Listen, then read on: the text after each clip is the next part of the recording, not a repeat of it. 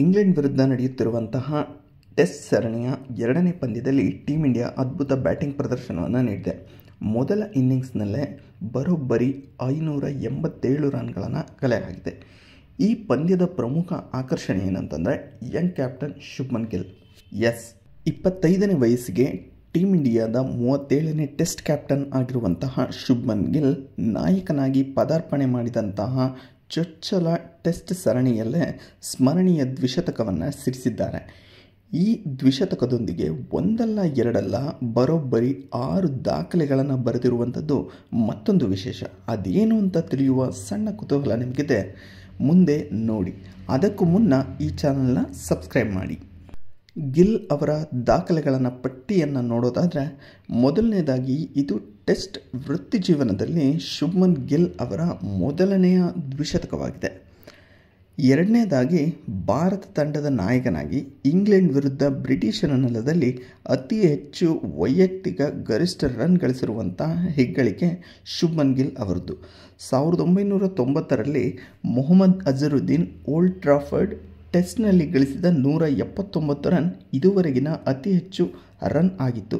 ಇದೀಗ 269 ರನ್ ಗಳಿಸಿರುವಂಥ ಶುಭ್ಮನ್ ಗಿಲ್ ಈ ಎಲ್ಲ ದಾಖಲೆಗಳನ್ನು ಹಿಂದಿಕ್ಕಿದ್ದಾರೆ.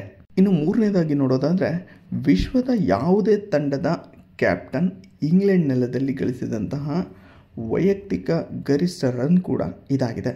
ಈ ದ್ವಿಶತಕದೊಂದಿಗೆ ಘಟಾನುಘಟಿ ನಾಯಕರು ಅಂತಲೇ ಗುರುತಿಸಿಕೊಂಡಿದ್ದಂತಹ Ian Chappell, Garry Sobers, sir Bradman, Steve Waugh, Michael Clarke, Angelo Mathews ಇಂತಹ ಗರಿಷ್ಠ ನಾಯಕರ ದಾಖಲೆಗಳನ್ನು ಶುಭ್ಮನ್ ಗಿಲ್ ನುಚ್ಚುನೂರು ಮಾಡಿದ್ದಾರೆ. ಅಲ್ಲದೆ ಏಕದಿನ ಮತ್ತು ಟೆಸ್ಟ್ ಕ್ರಿಕೆಟ್ ಎರಡರಲ್ಲೂ ದ್ವಿಶತಕ ಸಿಡಿಸಿದಂತಹ ವಿಶ್ವದ 5ನೇ ಆಟಗಾರ ಹಾಗೂ ಟೀಮ್ ಇಂಡಿಯಾದ 4ನೇ ಆಟಗಾರ ಎಂಬ ಹೆಗ್ಗಳಿಕೆ ಶುಭ್ಮನ್ ಗಿಲ್ ಅವರದ್ದಾಗಿದೆ.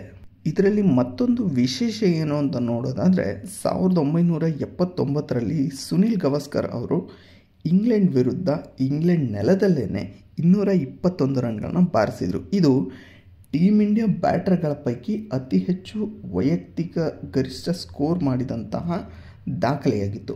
ಆದರೆ 387 ಎಸೆತಗಳನ್ನು ಎದುರಿಸಿದಂತಹ ಶುಭ್ಮನ್ ಗಿಲ್ 269 ರನ್ ಬಾರಿಸುವ ಮೂಲಕ ಸುನಿಲ್ ಗವಾಸ್ಕರ್ ಅವರ 46 ವರ್ಷದ ಹಿಂದಿನ ದಾಖಲೆಯನ್ನು ನುಚ್ಚುನೂರು ಮಾಡಿರೋದು.